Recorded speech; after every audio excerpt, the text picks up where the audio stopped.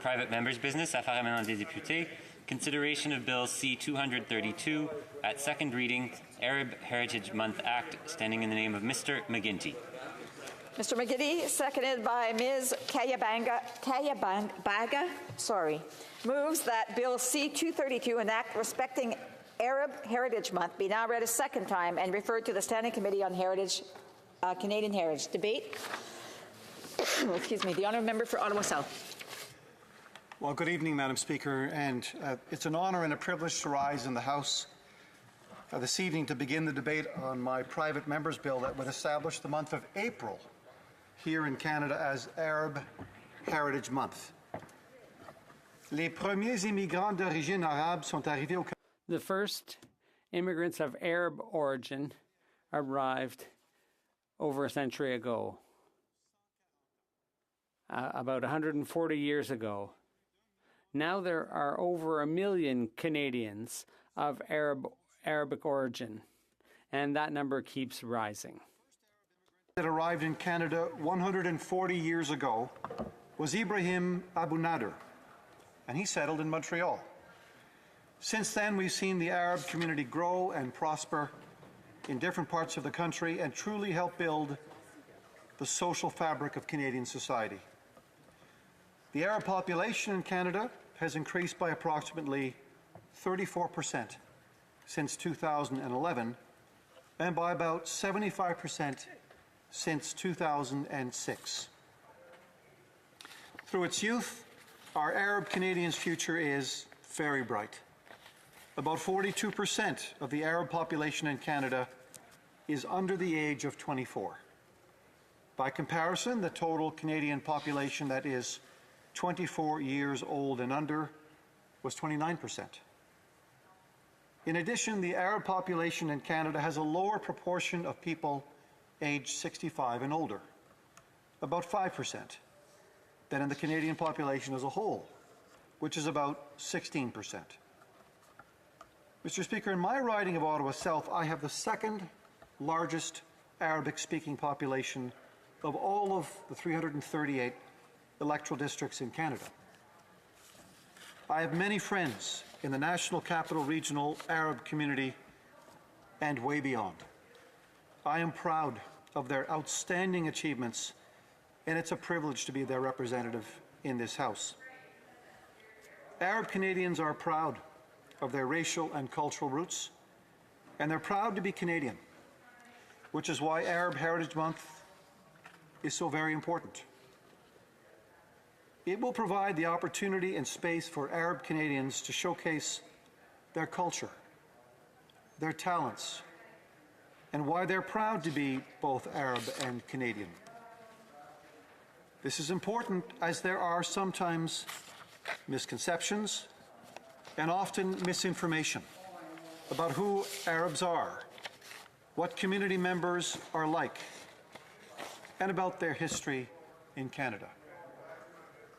Arab culture includes many different facets, from food to music to art to literature, all of which have a positive impact on Canadian society. From buying a shawarma wrap at your favorite Lebanese restaurant here in Ottawa, to going with your friends to Petit Maghreb in Montreal to enjoy some mint tea and sweets from a Moroccan vendor, to buying embroidered silk and satin kaftans from a Palestinian small business in Mississauga, to hanging out in Arab cafes and lounges in Edmonton.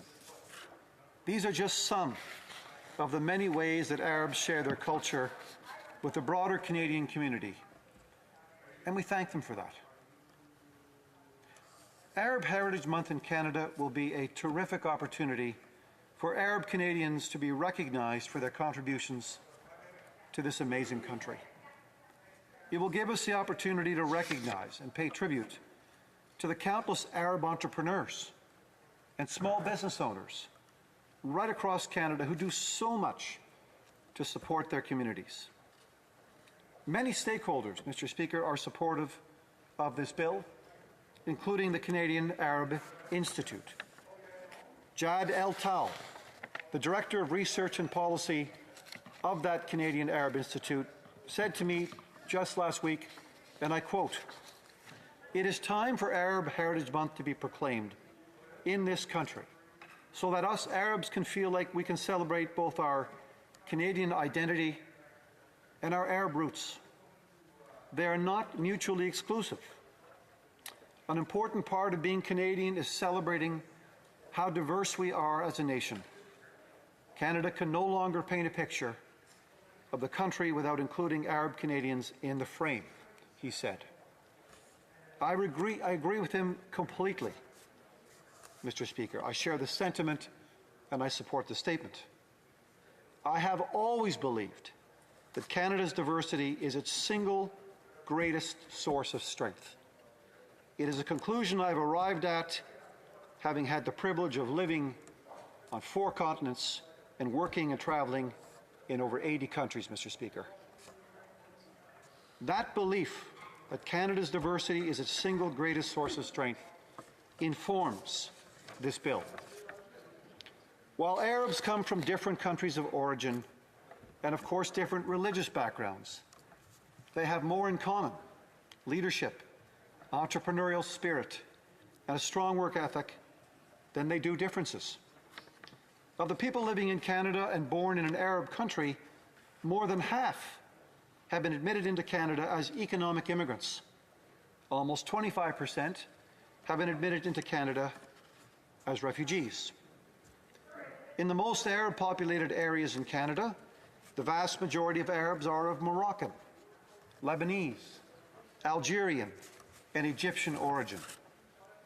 More than 90% of the Arab population in Canada resides in Ontario, Quebec, and Alberta, with Montreal, Toronto, and Ottawa-Gatineau having the highest concentrations. Les Canadiens d'origine arabe Canadians of Arab origin from all walks of life significantly contribute to the social, economic, and political life of Canada, as well as the cultural landscape through literature, music, food, and fashion, among other things. This bill would underscore and celebrate the historic contribution made by Canadians of Arab origin in the building of our marvelous Canadian society, both of the past and of today. And to teach and to learn about each other, about other cultures. In Canada, we currently celebrate the following such months: Tamil, Irish, Asian, Caribbean, Italian, Portuguese, Islamic, Black, Sikh, Jewish, Indigenous, Filipino, German, Hispanic or Latin American, and Women's History Month. Mr. Speaker, Arab Heritage Month in Canada is long overdue, and I am hopeful that my colleagues will support my bill so Arab Heritage Month can join the list.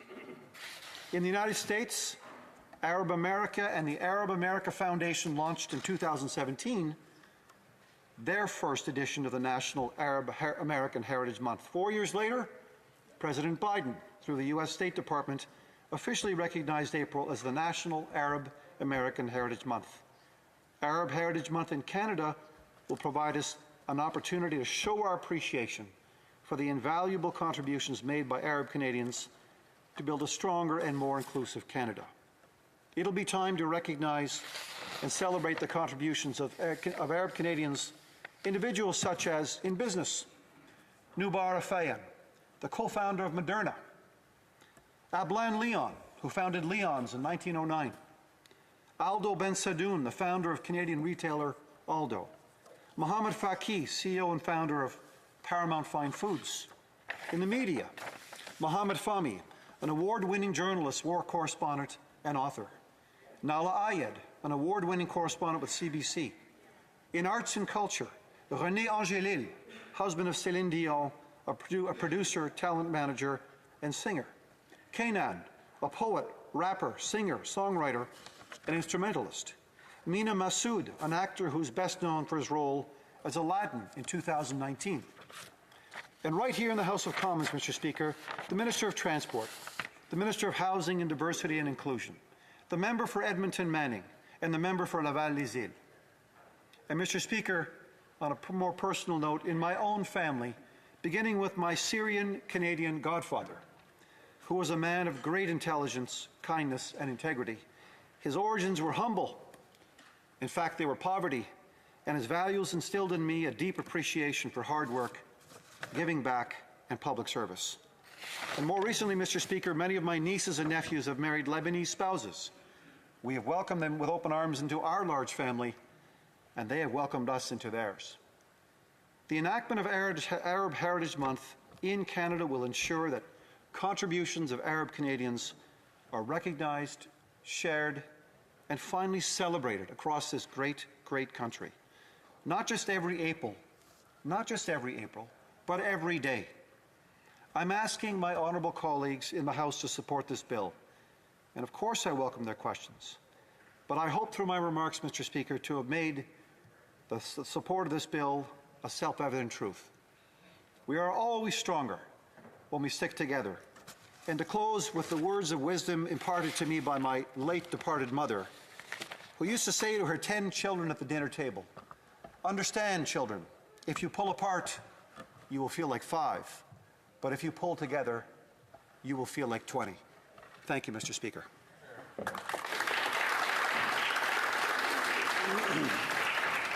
Questions and comments? Question